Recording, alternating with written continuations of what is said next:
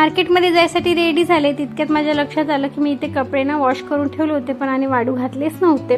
तर चला म्हटलं मी पटापट वाळू घालून टाकते. आणि आता टायमिंग झाला होता 4 वाजले होते आणि आज ना बऱ्यापैकी ऊन होतं.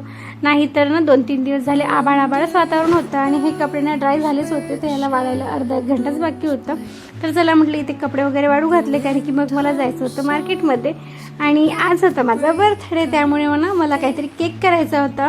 तसं तर मी रेडीमेडच आणणार होते पण इकडे मुलांचा चालू होता की नको, रेडीमेड केकमध्ये खूप जास्त क्रीम राहते तर तू घरीच बनव, वाटलंस छोटाच बनव पण घरीच बनव. तर चला म्हटलं. आणि यांनी पण म्हणत होती की तू घरीच बनव.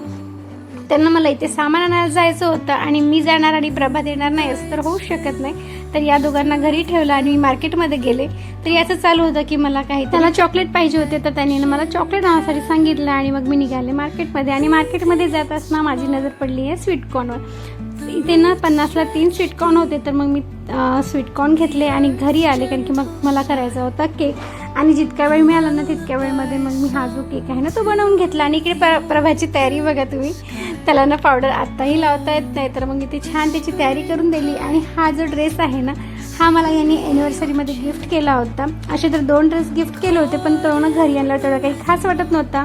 तर मला नक्की सांगा की हा ड्रेस कसा वाटत आहे. आणि हा ना माझ्या केकला एकदम मॅचिंग झाला होता, तेच मी त्यांना सांगत होती. आणि इकडे मग चला म्हटलं सेलिब्रेशन करू. आणि इकडे साची ना आमच्या सगळ्यांना औक्षण करत होती. आणि इकडे प्रभात बघा कसा वाट बघत होता की मला पण टिक्का लाव म्हणून. आणि इकडे ना साचीने सगळ्यांना औक्षण करून टाकलं होतं. आणि हे दोघं आहे ना हे भाऊ आहे, माझी पुतणी आहे. तर इकडे त्यांना पण. आणि सगळ्यात जास्त खुशी तेव्हा होते ना जेव्हा आपण मनाच्या आधी जे आपले मिस्टर आणि आपली मुलं म्हणतात की तुझा बर्थडे कुठं सेलिब्रेट करायचा आहे, घरी की बाहेर. त्यातच खूप खुशी आली. तर चला इथे मग मी केक वगैरे कटिंग करून टाकला होता. आणि तितक्यात त्या दुर्गाचा कॉल आला होता आणि म्हणत होते की तू खूप काही मिस केला. आणि ती म्हणत होती की केक ठेव बा. आणि इकडे साचीनी बघा मला इतकं सुंदर गिफ्ट दिलं होतं ना, मला खूप आवडलं आणि मला आयडिया. आणि इकडे ना यांनी मला पैसे दिले होते की तुला हवं ते गिफ्ट घे कारण की माझी चॉईस तुला पसंत येणार नाही. आणि आजचा दिवस खूप मस्त गेला आणि मी खूप एन्जॉय केलं. तर चला भेटूया नेक्स्ट व्लॉगमध्ये.